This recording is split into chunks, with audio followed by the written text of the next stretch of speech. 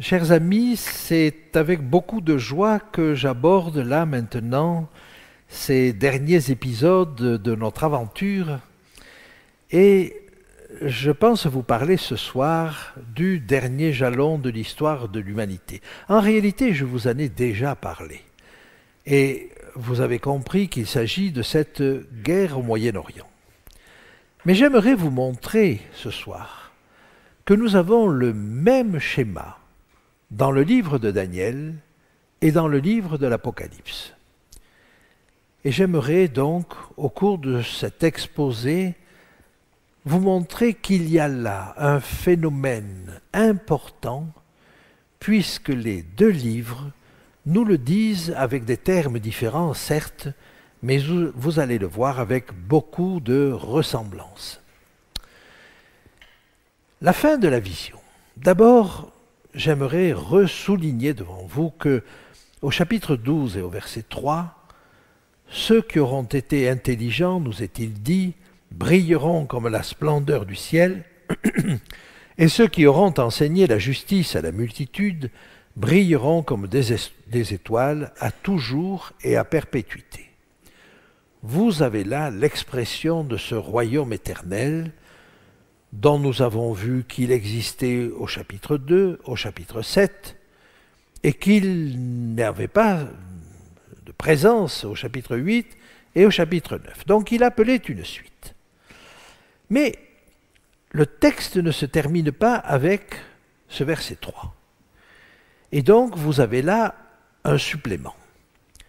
Nous avons vu ce supplément quand il est dit « Toi, Daniel, tiens secrètes ces paroles, et scelle le livre jusqu'au temps de la fin, plusieurs alors le liront, et la connaissance augmentera. » Et vous vous rappelez ces paroles qui répétaient cela, mais sous la forme passive, « Va, Daniel, quand ces paroles seront tenues secrètes et scellées jusqu'au temps de la fin. » Avez-vous noté que dans ces deux versets, vous avez l'expression « jusqu'au temps de la fin ». C'est-à-dire que cette parole, cette prophétie, ne sera dévoilée qu'au temps de la fin. Or, le temps de la fin, c'est une expression que nous avons déjà rencontrée. Et nous l'avons vu au chapitre 11 et au verset 40. Au temps de la fin. Le roi du Midi se lancera contre lui, et le roi du Septentrion fondera sur lui, et ainsi de suite. C'est-à-dire qu'il y a cette guerre au Moyen-Orient. Donc vous voyez que ce temps de la fin nous définit à la fois un temps de guerre au Moyen-Orient, ça c'est ce qui se passe dans le monde, mais il nous définit aussi un temps où cette prophétie cachée de Daniel 12 sera découverte. Et donc, ce temps-là concerne le peuple de Dieu. Alors, je vais vous montrer un petit montage, si vous voulez, pour vous faire comprendre ces choses-là sans être sûr que vous allez pouvoir le lire parce que c'est difficile de tout mettre sur un tel montage. Mais vous voyez, si je déroule le chapitre 11, comme nous l'avons étudié, que voyons-nous? Chapitre 11, versets 40 à 45, c'est le temps de la fin, ou plus, oui, et c'est une guerre au Moyen-Orient. Bien. Nous abordons le chapitre 12, verset 1er, et que voyons-nous? Michael se lève. En d'autres termes, c'est la fin du jugement de la maison de Dieu. Et à ce moment-là, il y a un temps court qui correspond au temps des coupes, mais qui est un temps de détresse. Ce temps de détresse, c'est ce temps qui existe entre la fin du jugement de la maison de Dieu et le retour de Jésus. Et puis on arrive au verset 2 de Daniel 12 avec la résurrection. Résurrection partielle, il est vrai, mais c'est le temps de la résurrection. Et après cela, nous avons ce supplément, ce livre scellé jusqu'au temps de la fin. Alors ce supplément-là, je vais le remettre à sa place. Et je le remets là dans le contexte de cette guerre au Moyen-Orient. J'espère que vous comprenez comment est bâti ce texte-là. Il nous décrit la guerre au Moyen-Orient, puis la fin du jugement, là où ceux qui sont inscrits dans le livre de vie sont sauvés, c'est ce que nous dit Daniel 12, 1, puis ce temps de détresse, et puis enfin la résurrection. Et vous voyez que ce supplément en réalité a sa place dans le temps de la fin, c'est-à-dire pendant cette guerre au Moyen-Orient. Eh bien maintenant, j'aimerais vous montrer le parallèle dans l'Apocalypse. Apocalypse 9, versets 13 à 21, je vais lire avec vous un certain nombre de ces versets, parce que l'Apocalypse développe la même chose, mais ce que nous avons en quelques versets dans Daniel, vous l'avez en quelques chapitres dans l'Apocalypse. Et on ne fait pas toujours le lien. Alors, j'arrive au chapitre 9, à partir du verset 13, et nous avons là la description de la 6e trompette. Le 6e ange sonna de la trompette et j'entendis une voix venant des 4 cornes de l'autel d'or qui est devant Dieu. Et disant au 6e ange qui avait la trompette, délie les 4 anges qui sont liés sur le grand fleuve l'Euphrate. Et les 4 anges, qui étaient prêts pour l'heure, le jour, le mois et l'année, furent déliés afin qu'ils tuassent le tiers des hommes. Au fur et à mesure que nous lisons, j'aimerais que vous vous rappeliez ce que nous avons vu dans Daniel. 4 anges liés sur le grand fleuve l'Euphrate. Ce grand fleuve l'Euphrate, il est au Moyen-Orient. Qui sont ces 4 anges? Je ne vais pas les définir, mais leur but est de faire le mal.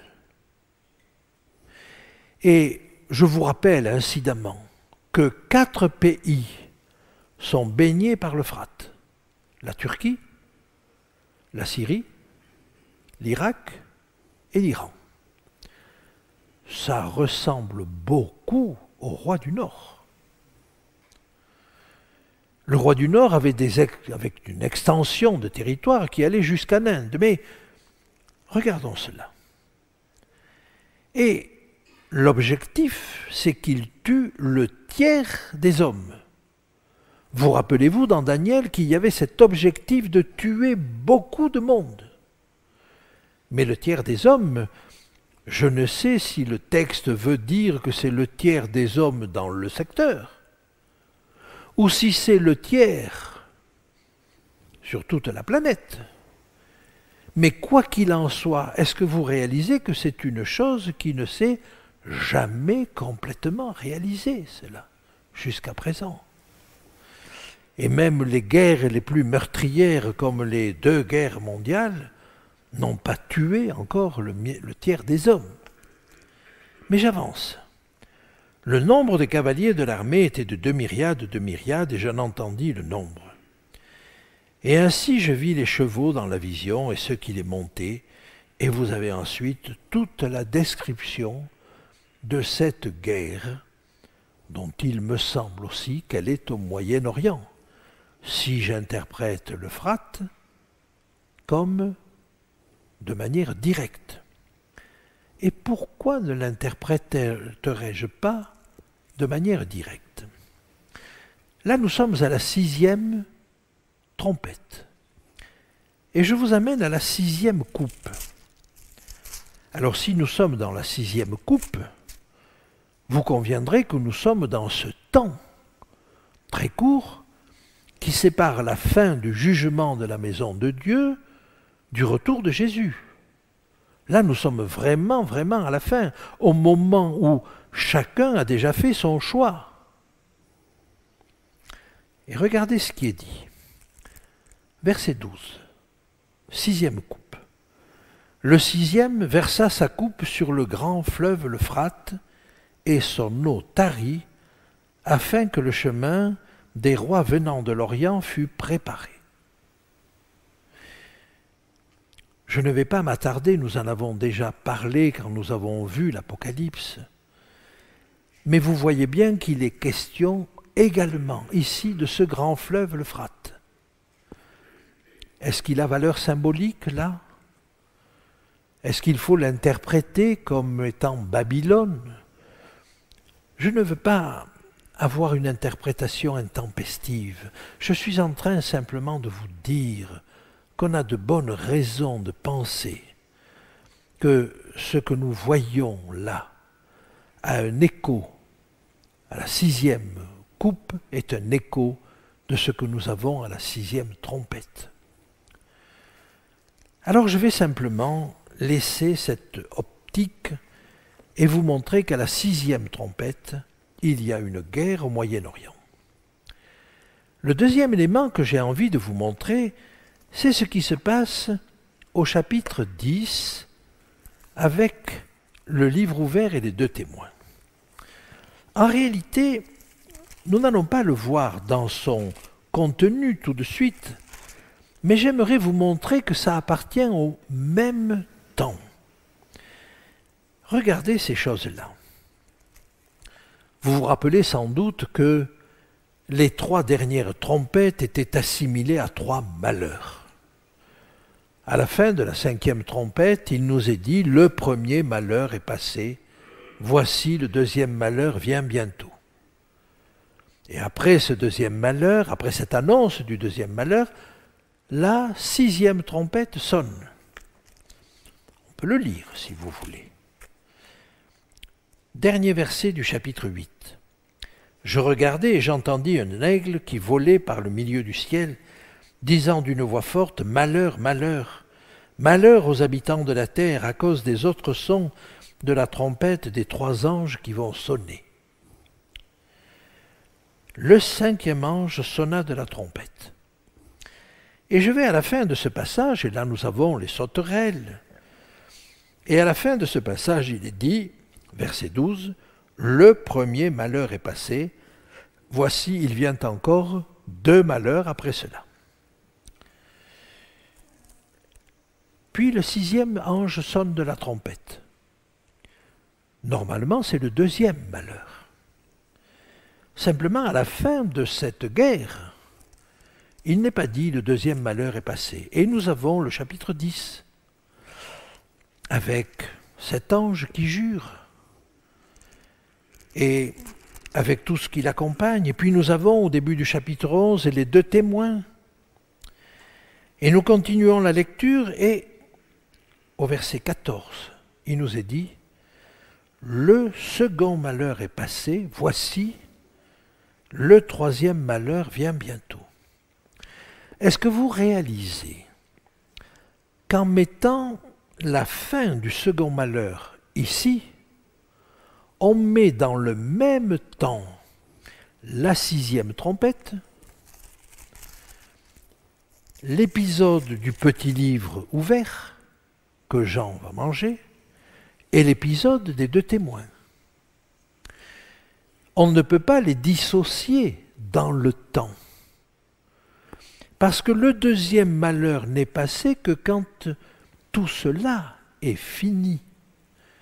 Est-ce que vous réalisez que la structure du texte nous dit que la 6e trompette, guerre au Moyen-Orient, plus le petit livre ouvert qui est consommé par Jean, plus les deux témoins, tout cela appartient à un même ensemble qu'on appelle le deuxième malheur. Et vous voyez donc qu'il y a un supplément à cette guerre au Moyen-Orient. Vous avez donc la 6e trompette, qui est cette guerre au Moyen-Orient, et puis vous avez un supplément.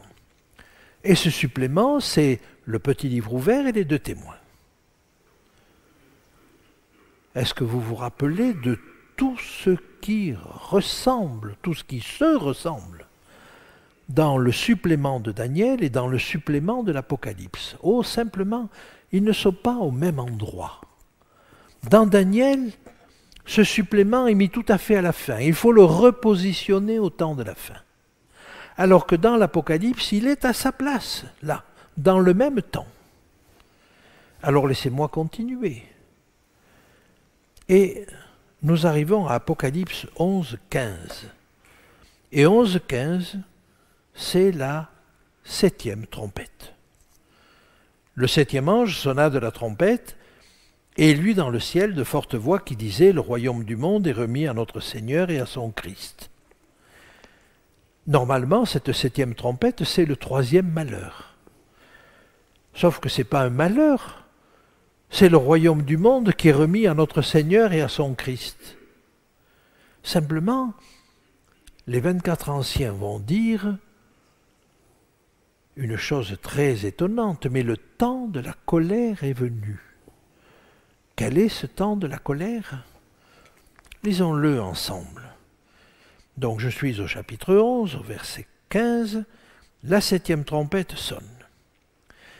Et au verset 18, les 24 anciens disent « Les nations se sont irritées et ta colère est venue et le temps est venu de juger les morts, de récompenser tes serviteurs les prophètes, les saints et ceux qui craignent ton nom, les petits et les grands, et de détruire ceux qui détruisent la terre. » Nous sommes bien à la fin, là. Je vais vous donner d'autres éléments. Mais pour bien vous montrer ce qu'annonce cette 7e trompette, lisons au chapitre 15 ce qui est dit. Verset 1er. Puis je vis dans le ciel un autre signe grand et admirable, 7 anges qui tenaient 7 fléaux, les derniers, car par eux s'accomplit la colère de Dieu. C'est-à-dire que la 7e trompette annonce le temps des coupes. Et le temps des coupes, c'est ce temps d'une détresse extrême qui se situe entre la fin du jugement de la maison de Dieu et le retour de Jésus. Alors je continue mon schéma. Et là, dans l'Apocalypse 16, vous avez les coupes. Vous avez ce temps de détresse, ce temps sans intercesseur, ce temps où la terre se disloque, ce temps où il y a un tremblement de terre tellement grand que les montagnes et les îles disparaissent. La terre s'effondre, la terre arrive à la fin de son histoire. Et puis nous continuons encore un petit peu, et en Apocalypse 19, vous avez le retour de Jésus. Si vous poursuivez un petit peu au chapitre 20, vous voyez qu'il y a la résurrection. Est-ce que vous voyez le même schéma se développer? Alors, si nous pouvons faire une association, et j'espère que vous le voyez, entre ce qui se passe dans le livre de Daniel en haut et ce qui se passe dans le livre de l'Apocalypse en bas, vous vous rendez compte qu'il y a ce dernier jalon de l'histoire dans Daniel, qui est cette guerre au Moyen-Orient. Dans l'Apocalypse, 7e trompette, vous n'êtes peut-être pas encore convaincu que c'est le temps où on annonce que le service est sur le point de se terminer. Alors je vais vous le confirmer. Allons au chapitre 11 et à la fin de la 7e trompette. Et regardez ce qui est dit au verset 19. « Et le temple de Dieu dans le ciel fut ouvert, et l'arche de son alliance apparut dans le temple, dans son temple. Et il y eut des éclairs, des voix, des tonnerres, un tremblement de terre et une forte grêle. Mais si le voile de séparation entre le lieu saint et le lieu très saint s'ouvre, parce que nous sommes dans le sanctuaire céleste, là, si ce temple s'ouvre, si ce rideau s'ouvre et permet de voir l'arche, ça veut dire que le service est terminé. Quand Jésus est mort sur la croix, le service dans le sanctuaire terrestre était terminé. Et c'est la déchirure du voile qui a permis de comprendre que ce service était terminé. Bon, dans le sanctuaire terrestre, ils n'ont pas pu voir l'arche parce qu'elle n'y était plus. Mais ils ont vu l'intérieur du lieu saint, du lieu très saint. Donc vous voyez que la 7e trompette correspond exactement à ce que nous avons dans Daniel 12, 1, quand il est dit que Michael se lève. C'est la fin du service. C'est la fin du service d'intercession. Et c'est la fin, nous l'avons déjà dit, parce que plus personne ne demande cette intercession. Alors, dans ces conditions, est-ce qu'il y a quelque chose d'étonnant à ce que nous avons dans Daniel 12, dans cette prophétie cachée, ressemble tant à ce que nous avons dans Apocalypse 10, le petit livre ouvert? Qu'avons-nous en commun? Oh, je vais finalement vous le rappeler si vous voulez bien. Daniel 12, 11. Depuis le temps où cessera le sacrifice perpétuel et où sera dressée l'abomination du dévastateur, il y aura 1290 jours. L'abomination du désolateur ou du dévastateur a deux occurrences. L'une dans Daniel 11, 31, lors de la prise de Jérusalem, en l'an 70 de notre ère. Des troupes se présenteront sur son ordre, elles profaneront le sanctuaire, la forteresse, elles feront cesser le sacrifice perpétuel et dresseront l'abomination du dévastateur. Mais elle se trouve une deuxième fois, cette abomination du dévastateur, au chapitre 12 et au verset 11. C'est-à-dire qu'il y a les deux occasions. Et rappelez-vous que quand Jésus va parler, en particulier dans Matthieu 24, et qu'il va dire au verset 15 et 16, « C'est pourquoi lorsque vous verrez l'abomination de la désolation dont a parlé le prophète Daniel établi en lieu saint, que celui qui lit fasse attention. » C'était vrai pour la prise de Jérusalem, mais c'est vrai aussi pour la fin. Et vous pouvez lire tous les signes que Jésus a donnés. Tous sont valables pour les deux temps, y compris celui-ci. Alors il nous faut en tenir compte. Maintenant, ces trois dates, comment s'organisent-elles?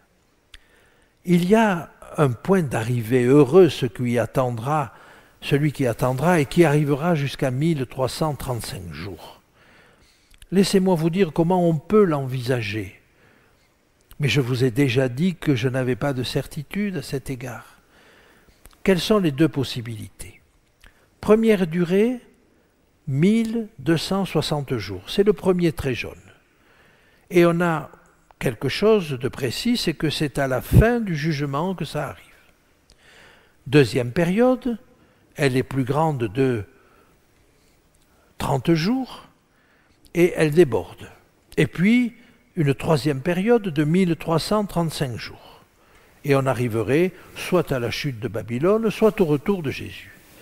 Mais on peut concevoir les choses autrement.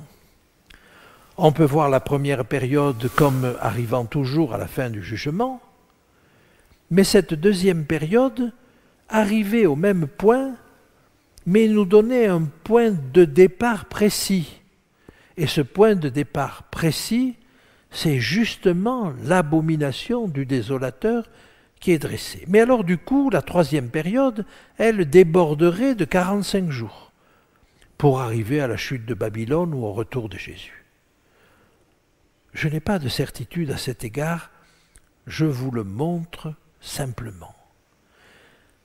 J'aimerais vous citer 2 passages de Madame White, ce que je fais rarement.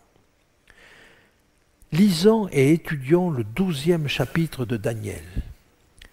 Il contient des avertissements que tous nous aurions besoin de comprendre avant le temps de la fin, parce qu'il concerne le temps de la fin. Et j'aimerais vous donner une deuxième citation. Dans l'Apocalypse, tous les livres de la Bible se rencontrent et s'achèvent. C'est un complément du livre de Daniel. L'un est une prophétie, l'autre une révélation. Le livre qui a été scellé n'est pas l'Apocalypse, mais la portion du livre de Daniel qui a trait au dernier jour. C'est précis. L'ange ordonna, toi Daniel, tiens secrète ces paroles et scelle le livre jusqu'au temps de la fin. Alors, laissez-moi vous redonner une séquence de ces événements de la fin. Guerre au Moyen-Orient. Pendant ce temps-là, le peuple de Dieu découvre, arrive à résoudre cette énigme cachée depuis toujours dans le livre de Daniel. C'est le petit livre fermé, c'est la prophétie scellée dans Daniel, mais c'est le petit livre ouvert dans Apocalypse 10. C'est le livre que Jean mange. Et que lui dit-on à la fin? On lui dit, il faut encore que tu prophétises sur beaucoup de peuples, de nations, de langues et de rois. Ça veut dire que ce que le peuple de Dieu va découvrir là, dans le livre de Daniel, va servir de support à la toute dernière prédication. Alors, est-ce que c'est important? Mais c'est de la première importance. Je vais, si vous voulez bien, vous laisser là. Et nous allons voir encore d'autres choses.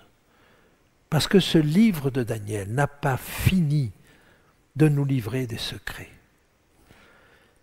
Que Dieu nous aide à comprendre toute l'importance qu'il y a à sonder ces choses.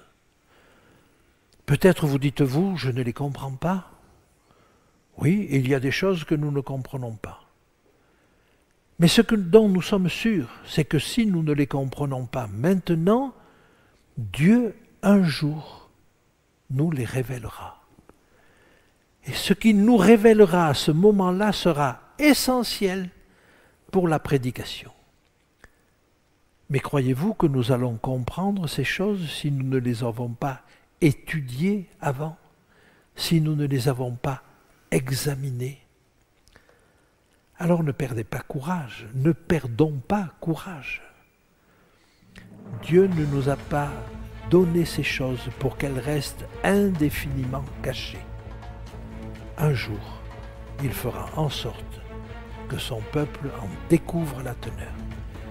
Et il dynamisera son peuple pour répandre la bonne nouvelle jusqu'aux extrémités de la terre. Merci de votre attention.